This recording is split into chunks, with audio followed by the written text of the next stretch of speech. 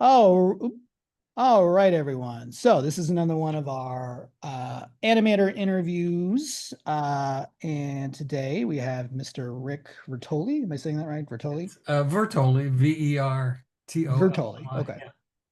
Yeah. Um, so the question I usually start off with with these interviews. Do you have any work that my students might have seen or be aware of? Probably not. Okay. Hey, you're honest. um, Not unless you were at a visitor center. You might have seen Okay. some of my work at different visitor centers across California. Okay. Um, I did an animation on how they pump water over the grapevine with the Oh, okay. Edmonton plant, and so we showed the inner workings of the Edmonton pump and showed how it pumps all the water over the grapevine. Okay. Little things like that, and so Hmm. those are the kinds of things that I've done for probably about 30 years. I did that type of work. So more sort of educational, I don't know the right term would be like part of a bigger project, I guess you could say. Like not something you'd think of normally as an animation, but like education where there's animation involved or something like Yeah. that. Okay. Definitely an educational process. Would be I call it engineering animation Okay. to show it kind of shows how things work, Sure. or architectural animation to kind of show building flybys, working from Right. prints and things like that to show folks that maybe can't visualize from a blueprint what the building's going to look like. So we would Mm, build it and fly through the campus or fly through that building right. just to have a better understanding of what that building is going to do and its footprint and things like that. Yeah. So for my students, we would probably call this like prototyping or, some sort of like mock-up or digital 3D mock-up, right? Where it's Hmm. like, building here, trees here, fly through to get a sense of scale and True. Yeah, and have little people in there, so kind of right. animated or moving, and just to kind of give that full scale of what it's going to look like. Yeah. Okay, so where does your love? I always this is another question I always usually ask. Where does your love of animation, or do you have where did you have one start from? Well, my love of animation started a long time ago, and again, probably one of the older people that you were going to interview, but mine was with the film Pinocchio. Sure, Absolutely loved Pinocchio. Back in the day when I saw Pinocchio, it would be at a movie theater, or sure, it would be on Sunday during the Disney hour, and so you had to, you had to pick your times. right, right, No way to replay. There was right, not even it wasn't even videotaped to sure. to Record it. look at it or play it back. So it was those things. But I fell in love with Pinocchio. I thought it was like the coolest thing I've ever seen. Hmm. Really intrigued, and from there, that's sort of where my love of animation grew. Um, I started off as an artist, uh, Hmm. um, doing painting, drawing, and that's where I really began. That's where I really became involved in the art field, and I love the idea of doing that. The ability to get lost in time as you're working on a project. To Hmm. start something and then you know 5 hours later you sort of kind of come to and you go, oh wow, that's what I did. And I just I just enjoyed that a lot, and I spent a Hmm. lot of time in the studio working, and from there it was difficult to find a way to make a living doing that, and So so did you go to school? Did you go to like art school for I went college? to Kent State, Okay, in the fine arts department, hmm, and a painting and drawing program. got it. And and I, um, so yeah, when I that's once I graduated from that, like so many people that graduate with an art degree, you find other ways of making a living. And so Sure. what I was doing was working as a bricklayer. And Okay. so luckily I had a trade to fall back on. So I worked as a bricklayer for a number of years. And again, this is probably in 1977. I Hmm. went back to school at Sac State.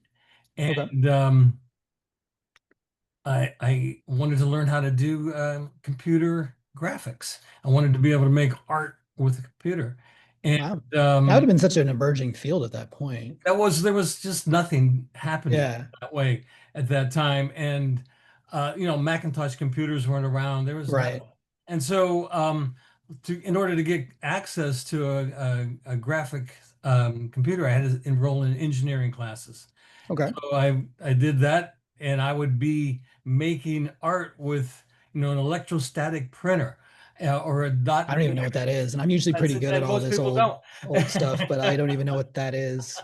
I have an example somewhere, but anyway, and so but that was my thing and that I Hmm. enjoyed doing. I remember at the time there was a the computer science instructor that I was taking a class from Hmm. asked me, goes, what exactly is it that you're trying to do? Like, what do you want to do? And I go, Right. I want to make art with a computer. And he says, well, nobody does that. And I, well, Right. why can't we have just one person do that? And Sure. he looked and he says, you think a little different. You're not quite like all the people around here. You probably need to go someplace where they think like you do. And I said, Hmm. yeah, where would that be? And he says, well, if you went to Chico State, Okay. because there's an instructor over there who kind of thinks a lot like you. And she's an artist, but she's also doing computer graphics. And so the combination of the two has kind of been her thing. So I said, well, that's great. And the next semester, I enrolled at Cal State Chico and start taking classes with Grace Hertline, who was my mentor Oh, at okay. the time. Nice. Very cool. And so, and Grace was, she was well written. She would write a lot of articles about computer graphics, and Hmm. she'd publish a monthly newsletter, and she'd talk about the other 20 people in the world that were actually doing Right. it. And so I kind of hung out with her for probably about 2 years and worked on my master's degree in computer Hmm. graphics at Chico. And then from there, I started working in the computer graphics lab at Okay. at Chico State. And um, uh, Chico had sort of a unique program in their computer graphics lab. What they had was a production facility down there, and they had Okay. writers, and they had videographers, and they had editors, and then they had Hmm. this little group of people that were doing computer graphics. The person that was the director of it was called the Instructional Media Center, and the person who was in charge of that had bought a computer, was called a Dubner CBG Okay. computer.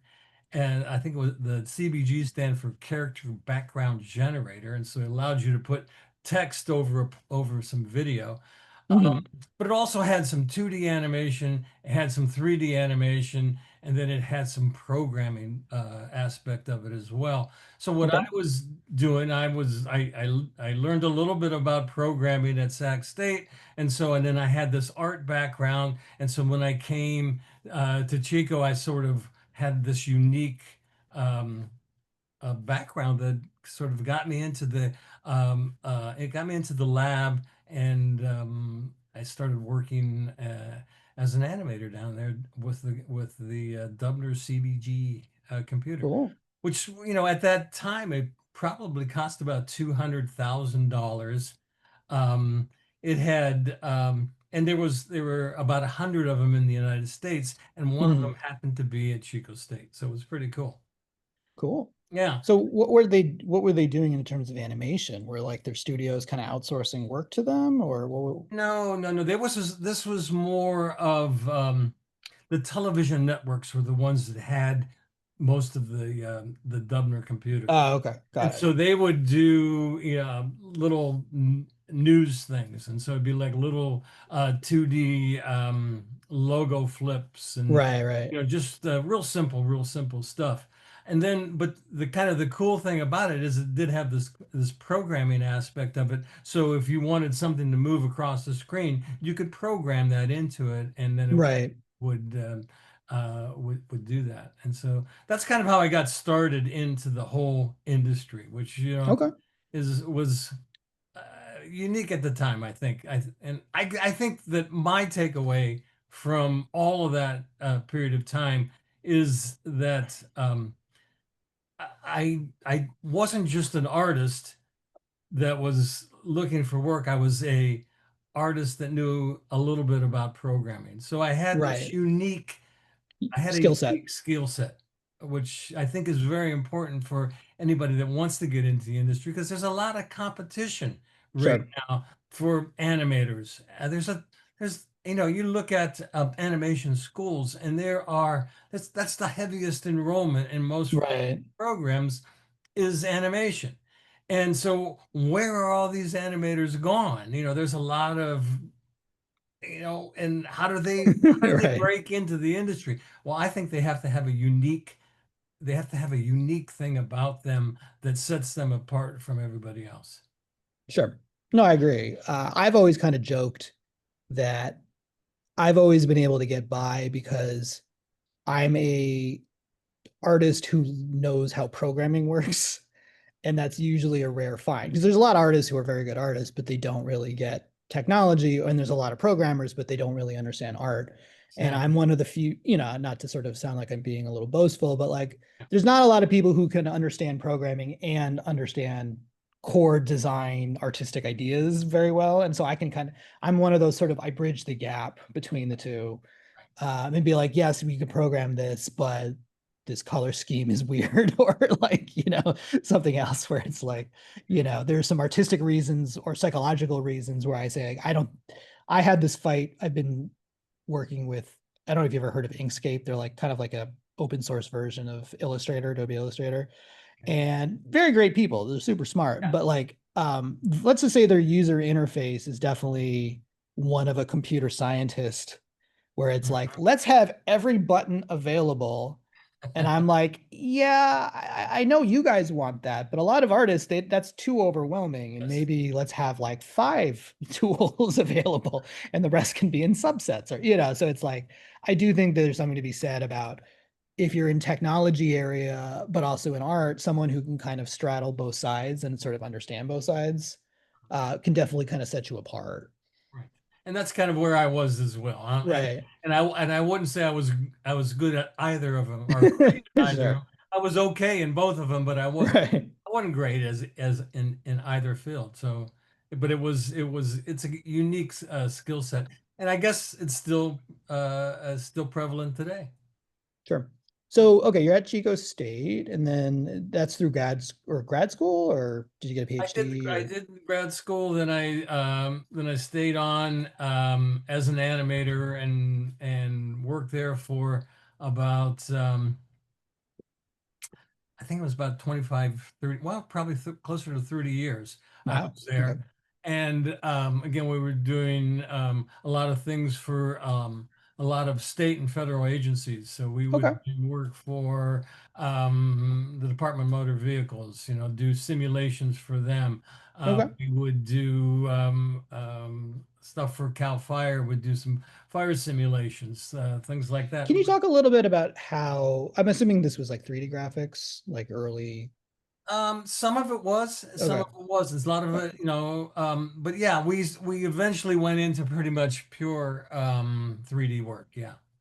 Can you describe to my students who maybe like how does this come about? Like you guys are kind of like a shop and it's like you're getting a government contract to, you know, teach essentially or you get across an idea about fire safety and you're like, okay, we're going to do a simulation that shows X. Can you talk about that a little bit? Mhm. Because it's obviously different than writing a story like that a Disney would do or something. So like, can you talk about maybe the process a little bit? Okay. Well, again, like as we were talking about, this was a it was a department. It was called the Instructional Media Center, and there were people that would go out and look for grants and contracts. Sure. There were again, there were videographers, there were script writers, there were a variety of different players in a production facility that were there, and so in terms of the animation side of things, I always had sort of like an expert in the field.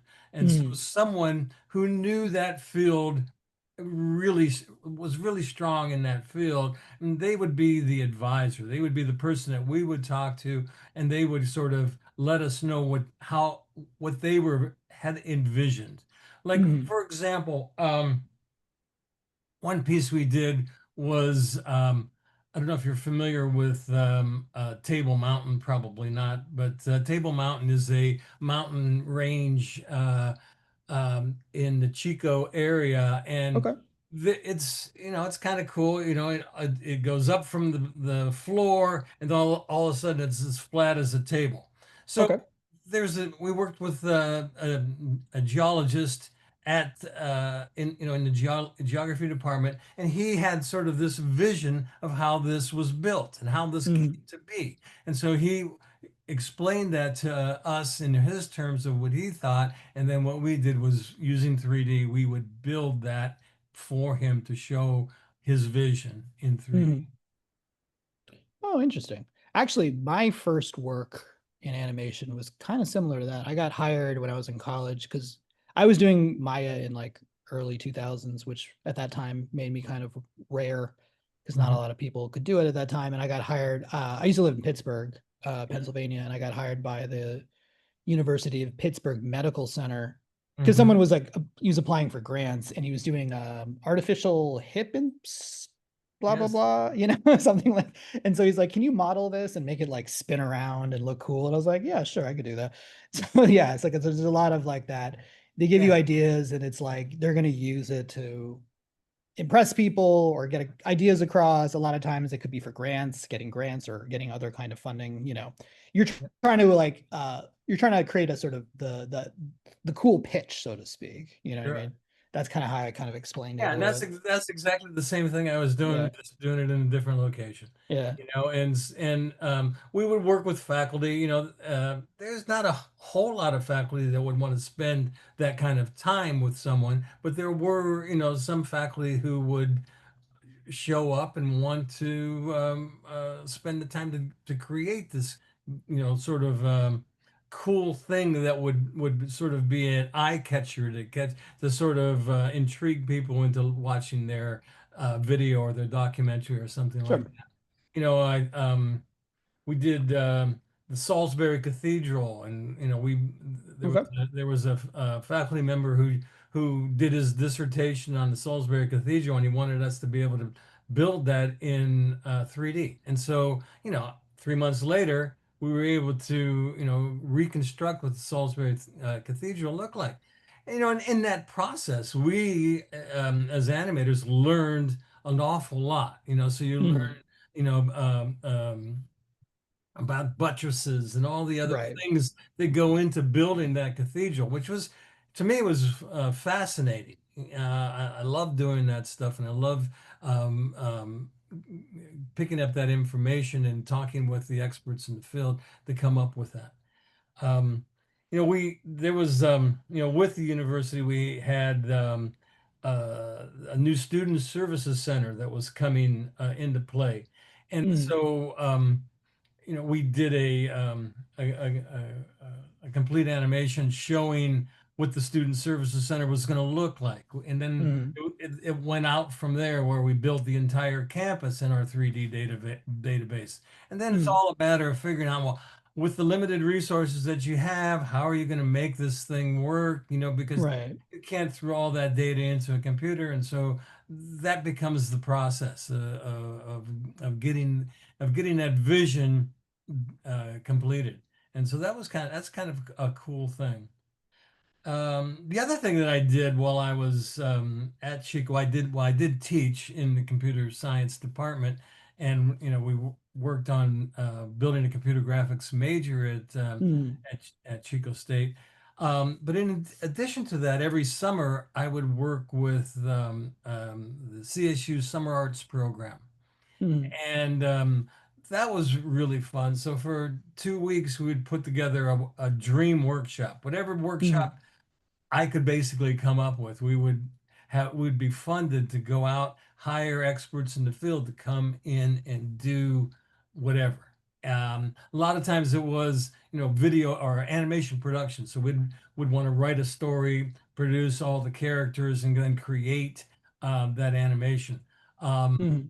and that's how I sort of got in touch with a lot of people from Pixar. So I would Oh, wow. hire them to Hmm. come in and be the experts, give lectures, and hang out on campus. And this was at CSU Fresno. Would hang out at on campus for 2 weeks and teach students how to produce an animation, an animated short. And Wonderful. so What year was this, roughly? Oh, I was doing that till I did it for 10 years with the CSU summer program. The last year I did it, oh gosh, I don't know, 2005, something Okay. like that. And I'd go around and recruit students and let them know. So I'd go to most of the state schools and try to Mm, find people that were interested. San Jose State was a big one, and a lot of students from San Jose would come in and go to the program, but Hayward as well, and but I'd hang out around. But then and- but again, that was a connection. That was like a huge connection that sort of got me that introduced me to a number of people that were in the industry of animation that was the high end of animation. mm, And there was one guy that became pretty good friends. His name was Andrew Gordon. He worked at Pixar. He was one of a great animator, and certainly a leader in his field. And mm. but he always liked to do some different things, and so I'd bring him into the programs. He'd bring people with him, and then would just have 2 weeks of intense production and doing an animated short. Um, that connection with Andrew then led to me becoming the chair of the California College of the Arts in San Francisco. And Mm, so they were looking for someone to chair up their animation program. Andrew was teaching at CCA, and he mm. mentioned my name to them and said, "Hey, yeah, call Rick. He'll do anything. Go, Sure. if he's interested." And so I came, I interviewed Mm, with the folks over there, and I thought it was a great idea. mm, And so I left my state job and off mm. I went to California College of the Arts and was there Nice. for about 10 years, Mm, teaching 3D animation and working as the chair. great. How did you feel? I mean, like you've always kind of wanted to be it sounds like you kind of always wanted to be on the cutting edge, right? Because you're having ideas of computer graphics in the late 70s when that was not really a common thought. I mean, people were doing it, but it was very much like in very specific circles Right. around University of Utah and all that, those people. But so it's like, what is it about it with computers and animation or even graphics or art that interests you? Well, I think that when I started uh, my college career, I was a math major, and Hmm. so what I liked about the math major was sort of like that aha moment, Okay. when the equation actually works. Right, right. Aha, that works, and I love that about math. Right. Discovery kind of Yeah, that moment. discovery. Then, after a year of doing that and then taking summer off, I went, wow, this is, I forgot what postulates and theorems were and all those Right. things. And I went, Right. I think I need to find a new major. And so Right. at that point in time, I just became really interested in art. So I went Okay. into the art side of things at that point. But I think what computer graphics did is it gave me that same aha moment of Okay. that I would get with math, where Mm, it either works or it doesn't work. And right. that computer side of it was like was that same sort of left brain, right brain kind of thing that seemed to be where I was. Okay. And so that's kind of where how I got into it. I flunked my first programming class. I think I took a Fortran class, and I flunked that right off. It was like, I had no clue what we were even trying to get at. So I had to jump back to basic programming just to kind of Sure. get an understanding of, do loops and Right, right. then statements and things like that, which, was cool. And again, it's that left brain, brain thing that I find is exciting. And so, over the years, when I was at the CCA, I ended up having a lot of time in the evenings because I'm living in Chico on the weekends, but I'm teaching in San Francisco on during the week, and so Hmm. Tuesday, Wednesday, Thursday, sometimes Friday, I'd be in the Bay Area, and I had a Sure. lot of time off in the evenings, and so I got back into painting, and so Okay. now it's kind of going full circle. And so, the what I really, really love about painting is, that feeling of putting paint on the canvas, Hmm. and that and not having your face in a computer, but being able to make aesthetic decisions right there on the canvas. I really, really enjoyed, and it brought me back to that old love that I had. And so that's what I'm doing now is, and is painting, Hmm. um, oil painting, I'm acrylics, it doesn't really matter, whatever, but I'm painting, and but I'm still using the computer to help me to define my compositions, Hmm. to help me to find my color palette, things like that. So I'm still using technology um, uh, in my painting endeavors. Great. Well, since you're kind of I would say a future person in terms of technology and how it relates to art and animation, I kind of always ask this of the people I interview, where do you see animation going? And part of it could be technology, it could be other areas, but how do you see, you sort of seen technology or animation change from Pinocchio onward to what we have now. Where do you see, what's your theory about where animation's going? Well, um, I know nothing about it. Okay. I've That's seen a fair some. thing to say. It's a fair. Now, there's some AI things that are happening in animation that are outrageous, Mm, and again, I'll go back to my friend Andrew Gordon, who I thought was always a leader in the field of computer animation.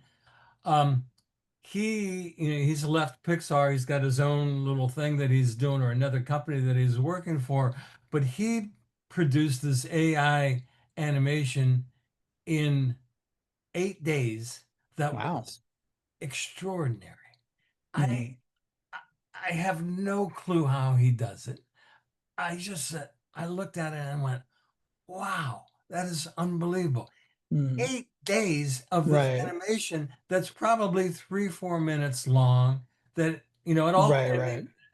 mean, the thing that makes it good is it has a story, right? Right. Yeah. And that's really the basics of everything is that you have to have a story. But he's got the story. Andrew's a creative dude. He's got all this story, but he's producing this AI stuff that is just extraordinary. Mm, Um, I have another friend, Mike Wellens, who's up in Portland, doing the same thing. He's producing some AI work that is just beautiful to look at, mm, and sure. just it's freaky to watch it. And again, I have no clue how it's done, and I really don't.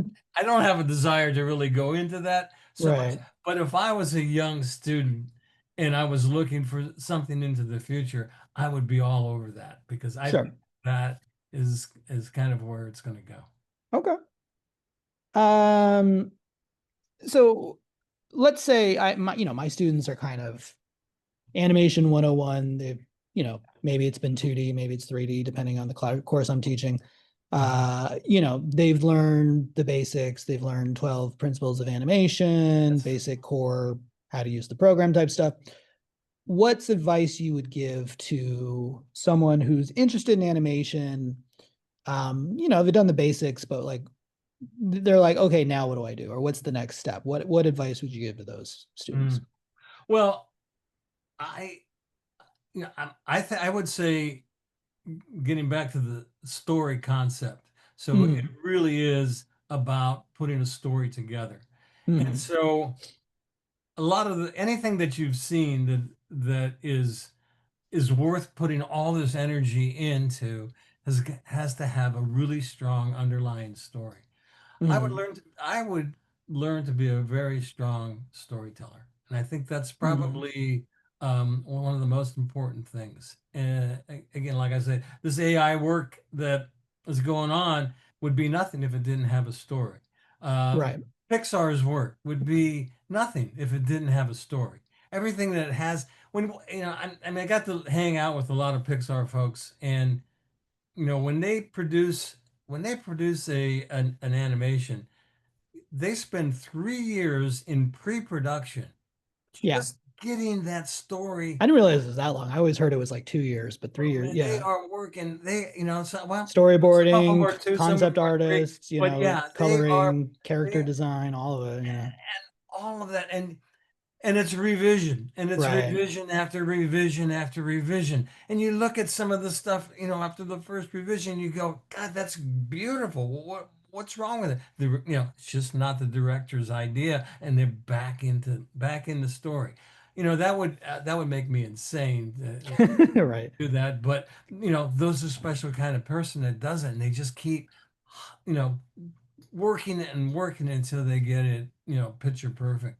Sure. And um, I think so. There's a lot to be said about that, especially if you want to do your own thing. If you want to build an animation that's going to set you apart, it could be just a little animated short. You need to have that sort of that story behind it.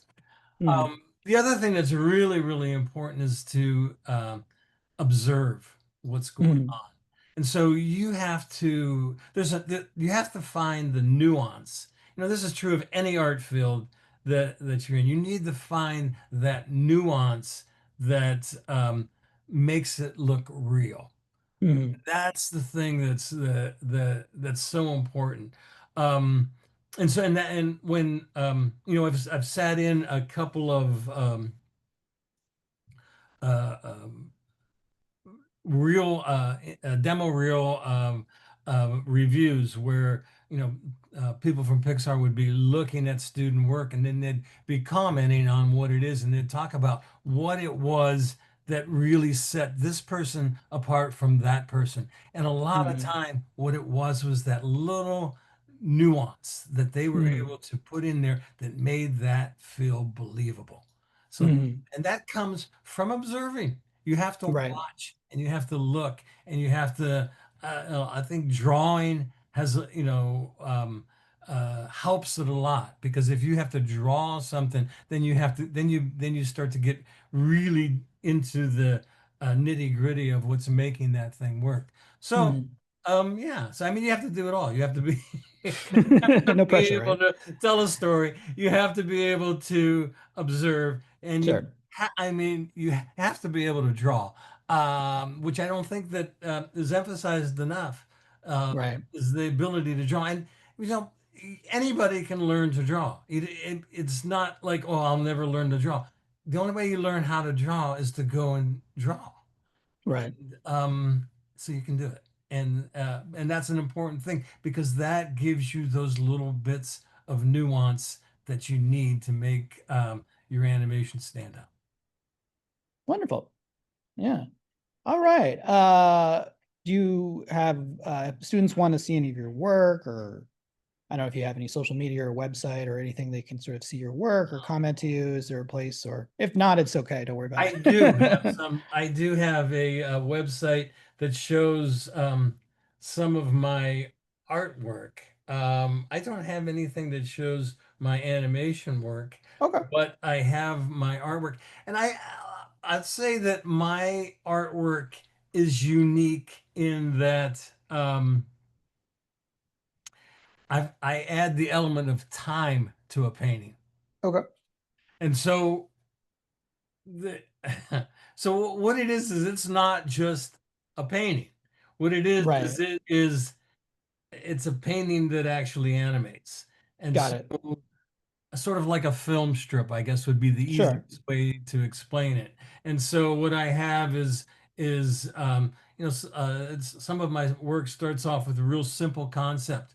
A tree blowing in the wind Mm, and I do that in maybe 6 frames, something like that, and then it loops, and it mm, will loop over and over and over again. And so that's sort of I guess that's sort of the unique thing about the paintings that I'm doing these days is that okay. they have this looping ability. One of the animations that I finished a few years ago was a flag fluttering in the breeze with Mm, storm clouds behind it, and then it's all at a half mast, and the flag is sort of tore apart. It's called "Divided We Fall," and so um, getting the flag to flutter and loop is not much of a problem because almost any frame will match back up. But getting mm, the background to look like it's continually flowing through the scene is a much more difficult thing to do. And so, mm, and that again, what that is some of my animation skills coming into my now painting skills and mm. creating that animation. Wonderful. Well, we thanks for your time. I think my students appreciate hearing your perspective on technology and animation and where everything fits together. Well, cool. Well, All good luck to everyone. And, right. I mean, I think that, I think the important thing is to follow your dream and Mhm. to, especially if you're passionate about it. If you're not passionate about doing animation, I would say it's probably too much work Right. to try to do. To do that as a career, if you're not really passionate, you have to be passionate about it. And most of the students that I've seen in my career, almost 40 years as a instructor and um, teacher, the students that are super passionate about what they do are the ones that make it. Sure. Um, because it's just a lot of work to be able to do that. Right. Even though it seems cool on the front end, but when you get down to it, there's Right.